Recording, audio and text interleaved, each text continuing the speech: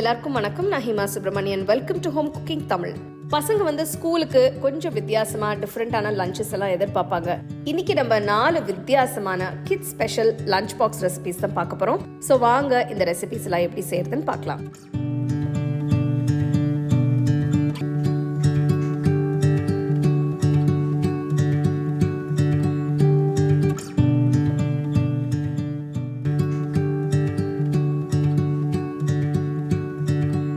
நெய்ச்சோறு செய்ய நான் 1 கப் பாஸ்மதி அரிசி எடுத்திருக்கேன். இது 250 ml கப். அரிசியை நல்லா கழுவிட்டு தேவையான அளவு தண்ணியை ஊற்றி ஒரு 30 நிமிஷத்துக்கு ஊற வச்சிருங்க. அடுத்து நான் இஞ்சியும் பூண்டியும் ஒண்ணா போட்டு தட்ட போறேன்.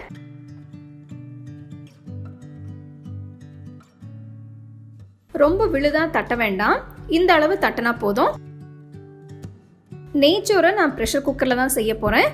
இதுக்கு ஒரு ப்ரெஷர் குக்கர்ல 2 டேபிள் ஸ்பூன் நெய் ஊத்துங்க. நீங்க விருப்பப்பட்டா 1 டேபிள் ஸ்பூன் எண்ணெய் ஊத்திக்கலாம். ஆனா நான் நெய் மட்டும் தான் பயன்படுத்துறேன். இதுல 2 சின்ன துண்டு பட்டை, 2 அன்னாசி பூ, 4 ஏலக்காய், 2 பிரியாணி இலை, 6 கிராம்பு, 2 சின்ன துண்டு ஜாவத்ரி. அடுத்து நான் வெங்காயம் சேர்க்கிறேன். 2 மீடியம் சைஸ் வெங்காயத்தை மெலிசா நறுக்கி போடுறேன்.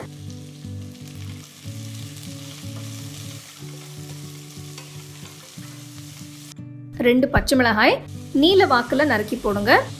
உங்களுக்கு காரம் வேணும்னா இன்னொரு பச்சை மிளகாய் போட்டுக்கலாம்.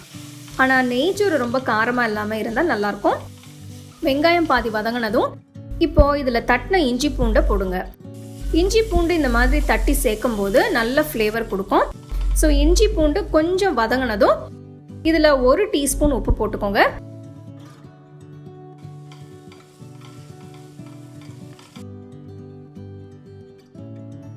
நான் 1 கப் பாஸ்மதி அரிசிக்கு 1.25 கப் தண்ணி ஊத்துறேன். விருப்பப்பட்டா தண்ணிக்கு பதிலாக நீங்கள் தேங்காய் பாலும் சேர்த்து ஊற்றிக்கலாம். உங்களுக்கு ஃப்ளேவர் பிடிக்கும்னா தண்ணி கலந்த தேங்காய் பாலை ஊற்றிக்கலாம். ஊற வச்ச பாஸ்மதி அரிசியை போடுங்க. அரிசி உடைஞ்சிராம கவனமா கிண்டுங்க.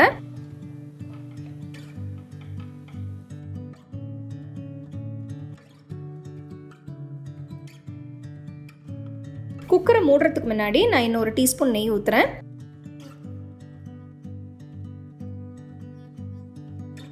தண்ணி கொதிக்க ஆரம்பிச்சிருச்சு. குக்கரை மூடிடுங்க. அடுப்பு மீடியம் ஃப்ளேம்ல இருக்கணும். ஆவி வந்ததும் வெயிட்டை போட்டு ஒரு விசிலுக்கு வேக விடுங்க.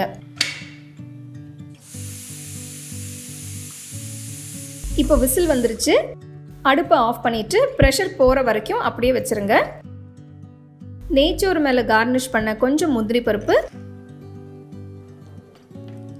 மற்றும் திராட்சையை வறுக்க போறேன். விருப்பப்பட்டா நீளமா நறுக்கின வெங்காயம் வறுத்து சேர்க்கலாம்.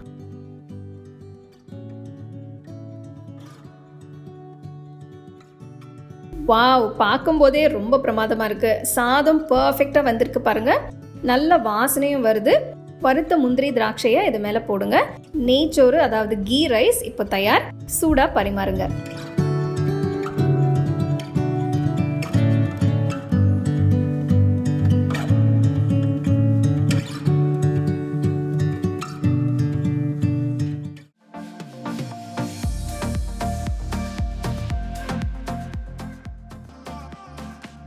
இந்த சாண்ட்விச்க்கு நான் விதவிதமான காய்கறிகள் எடுத்திருக்கேன்.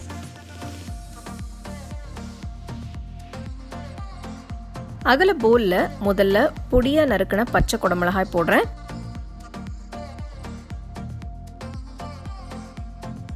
அடுத்து இதுல பொடியா நறுக்கின சிவப்பு குடமிளகாய் சேர்க்கிறேன். எந்த வெஜிடபிள் நீங்க யூஸ் பண்ணாலும் அதை நான் செய்யற மாதிரி நல்ல பொடியா நறுக்குங்க. கொஞ்சம் பொடியா நறுக்கின மஞ்சள் குடமிளகாய். அடுத்து வெள்ளரிக்காயோட விதைகளை எடுத்துட்டு பொடியா நறுக்கி போடுறேன்.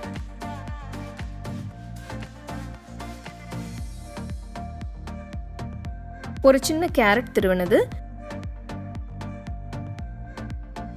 கொஞ்சம் முட்டைகோஸ் பொடியா நறுக்குனது, கொஞ்சம் பொடியா நறுக்கின வெங்காயத்தாள் கீரையும் போடுங்க. உங்ககிட்ட வெங்காயத்தாள் இல்லைன்னா கொத்தமல்லியை நறுக்கி சேர்த்துக்கலாம். அடுத்து இதுல 1/4 டீஸ்பூன் உப்பு, 1/4 teaspoon chilli flakes. Chilli flakes optional தாங்க, உங்களுக்கு ரொம்ப ஸ்பைசியாக வேண்டாம்னா போட வேண்டாம். கடைசியாக கொஞ்சம் மிளகுத்தூள்.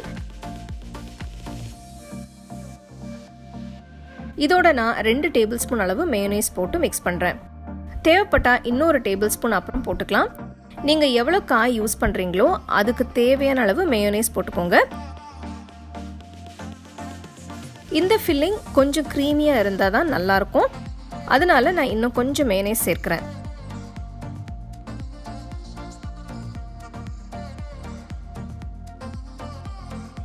இப்போ ஃபில்லிங் சரியாக இருக்குது, எடுத்து வச்சுருங்க.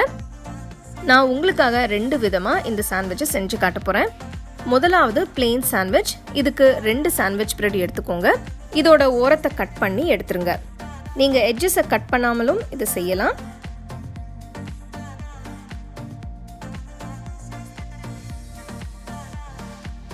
செஞ்ச வெஜிடபிள் ஃபில்லிங்கை ஒரு ஸ்லைஸில் வச்சு நல்லா ஸ்ப்ரெட் பண்ணுங்க. ரெண்டாவது ஸ்லைஸை வச்சு சாண்ட்விட்சை மூடி லேசாக அழுத்தி விட்டு உங்களுக்கு விருப்பமான ஷேப்பில் கட் பண்ணுங்க.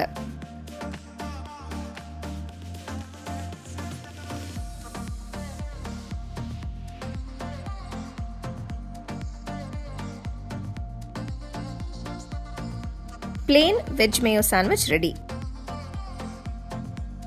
ரெண்டாவது சாண்ட்விட்சை நான் கிரில் பண்ண போகிறேன். இதுக்கு நான் ஓரத்தை கட் பண்ணலை. வெஜிடபிள் ஃபில்லிங்கை நடுவில் வச்சு நல்லா ஸ்ப்ரெட் பண்ணுங்க. ஃபில்லிங் மேலே ஒரு சீஸ் ஸ்லைஸை வச்சு சாண்ட்விட்சை மூடுங்க. சீஸ் ஸ்லைஸ் ஆப்ஷனல் தாங்க, இது இல்லைன்னா பரவாயில்ல. நான் கிரில் பேனில் இந்த சாண்ட்விட்சை டோஸ்ட் பண்ண போகிறேன். இதை தோசை தவாலையும் டோஸ்ட் பண்ணலாம். கொஞ்சம் வெண்ணெயை போட்டு பேனை க்ரீஸ் பண்ணி சாண்ட்விட்சை வைங்க.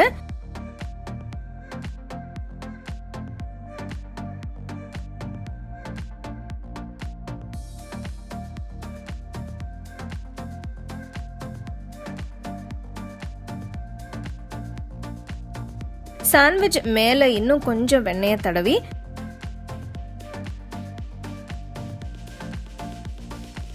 திருப்பி போடுங்க.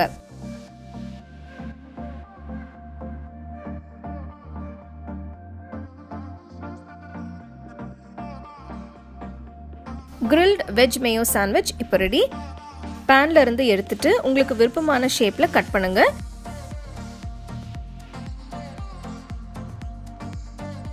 இதை சூடா சர்வ் பண்ணுங்க.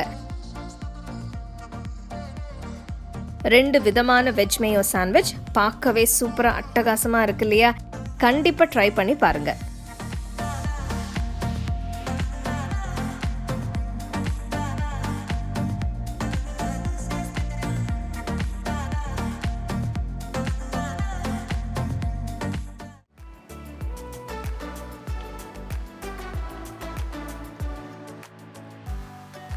கொதிக்கிற தண்ணியில் 1 டீஸ்பூன் உப்பு போடுங்க. நெக்ஸ்ட் ஒரு போல் பென்னே பாஸ்தா சேர்க்குறேன். நீங்கள் உங்கள் விருப்பமான பாஸ்தாவை யூஸ் பண்ணிக்கோங்க. பாஸ்தா வேகிறதுக்காக 15 நிமிஷம் ஆகும். 15 நிமிஷத்துக்கு அப்புறம் பார்த்தீங்கன்னா பாஸ்தா நல்லா வெந்துடுச்சு. சுடு தண்ணியிலிருந்து வடிகட்டி தனியாக எடுத்து வச்சிருங்க. அகலமான கடாயில் 2 துண்டு வெண்ணெய், அப்புறம் 1 டேபிள் ஸ்பூன் ஆலிவ் ஆயில் சேர்க்குறேன். நெக்ஸ்ட் 5-6 பூண்டு பொடியை நறுக்கினது சேர்த்து வதக்குங்க. அடுத்து ஒரு பெரிய வெங்காயம் பொடியை நறுக்கினது ஆட் பண்ணுறேன். வெங்காயத்தை 1 நிமிஷத்துக்கு வதக்குங்க. நான் இன்னைக்கு 400 கிராம் ஃப்ரெஷ்ஷான மஷ்ரூம்ஸ் எடுத்திருக்கேன். நல்லா க்ளீன் பண்ணி இந்த மாதிரி கட் பண்ணி சேர்த்துக்கோங்க. ரொம்ப மெலிசாக கட் பண்ணாதீங்க, கொஞ்சம் திக்காக கட் பண்ணிக்கோங்க. 2 நிமிஷத்துக்கு அப்புறம் 1 டீஸ்பூன் உப்பு, 1 டீஸ்பூன் மிளகுத்தூள், 2 டீஸ்பூன் இட்டாலியன் சீசனிங் ஆட் பண்ணி மிக்ஸ் பண்ணுங்க. அடுப்பை ஹை ஃப்ளேமில் வச்சு மஷ்ரூமை வேக வைங்க. பார்த்தீங்கன்னா மஷ்ரூம் நிறைய தண்ணி விட்டுருக்கு. தண்ணி ஊற்றாமல் அதோட ஜூஸ்லேயே 5 நிமிஷத்துக்கு வேக விடுங்க. 5 நிமிஷத்துக்கு அப்புறம் 2 டேபிள் ஸ்பூன் மைதா சேர்த்து மிக்ஸ் பண்ணுங்க. நம்ம நல்ல க்ரீமியான ரிச்சான சாஸ் பண்ண போகிறோம். நான் 2 கப் கொதிக்க வச்ச ஆற வச்ச பால் ஊற்றுறேன்.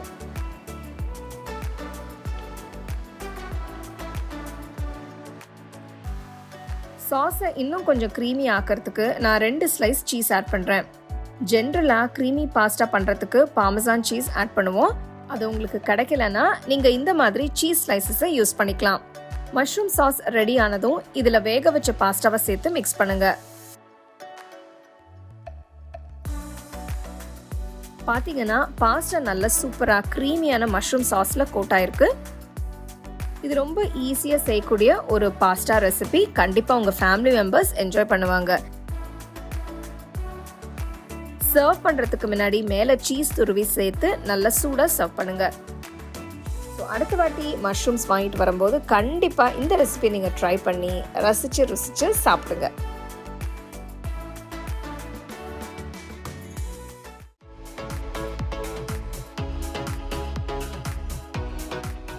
கார்ன் ஃப்ரைட் ரைஸ் செய்ய முதல்ல இதுக்கு தேவையான சாதத்தை ரெடி பண்ணிக்கலாம். ஒரு அகலமான பாத்திரத்தில் கொஞ்சம் தண்ணி ஊற்றி கொதிக்க விடுங்க.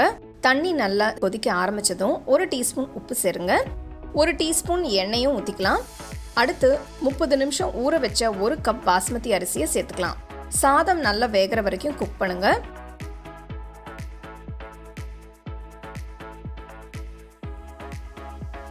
சாதம் வெந்துடுச்சு. இப்போ தண்ணியை வடிச்சிட்டு எடுத்துடலாம்.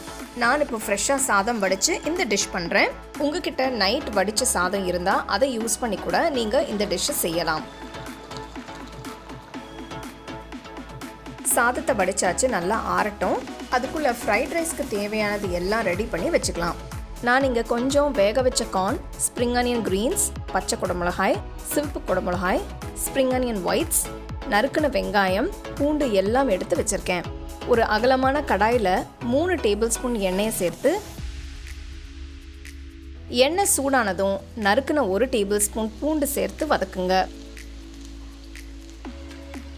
அடுத்து நறுக்கின வெங்காயம் சேர்த்துக்கலாம். நான் காரத்துக்கு நறுக்கின 2 பச்சை மிளகாய் மட்டும் சேர்க்குறேன். ஃப்ரைட் ரைஸ் செய்யும்போது எப்போவுமே ஸ்டோவ் ஹை ஃப்ளேம்லேயே வச்சு செய்யுங்க. அடுத்து 1/2 கப் நறுக்கின பச்சை குடமிளகாய், 1/2 கப் நறுக்கின சிவப்பு குடமிளகாய் இதெல்லாம் சேர்த்து வதக்குங்க.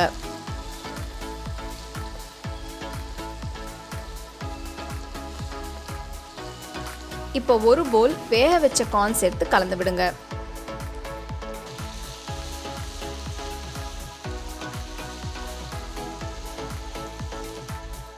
ஒரு டீஸ்பூன் உப்பு, 1 டீஸ்பூன் மிளகுத்தூள் சேர்த்து மிக்ஸ் பண்ணணும். உப்பு காரம் உங்கள் டேஸ்ட்டுக்கு தகுந்த மாதிரி நீங்கள் அட்ஜஸ்ட் பண்ணிக்கலாம்.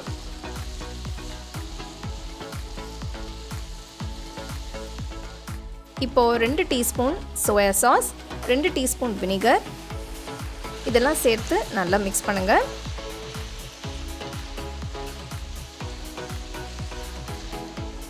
இப்போ நம்ம ரெடி பண்ண சாதத்தை சேர்த்து உடையாமல் கலந்து விடுங்க.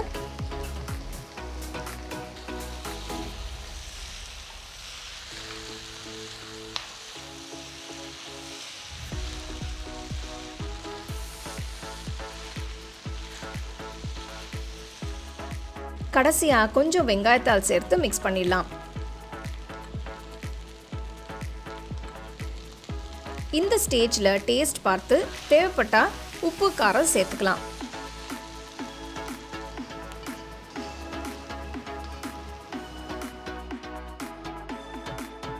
டேஸ்டியான கார்ன் ஃப்ரைட் ரைஸ் ரெடி ஆயிடுச்சு. நான் இந்த ஃப்ரைட் ரைஸை கோபி மஞ்சூரியன் கூட சர்வ் பண்ணுறேன். உங்களுக்கு பிடிச்ச எந்த சைட் டிஷ் கூட வேணால் நீங்கள் இதை சர்வ் பண்ணலாம். 6 வித்தியாசமான மஞ்சூரியன் ரெசிபி வீடியோ கூட போட்டிருக்கேன்.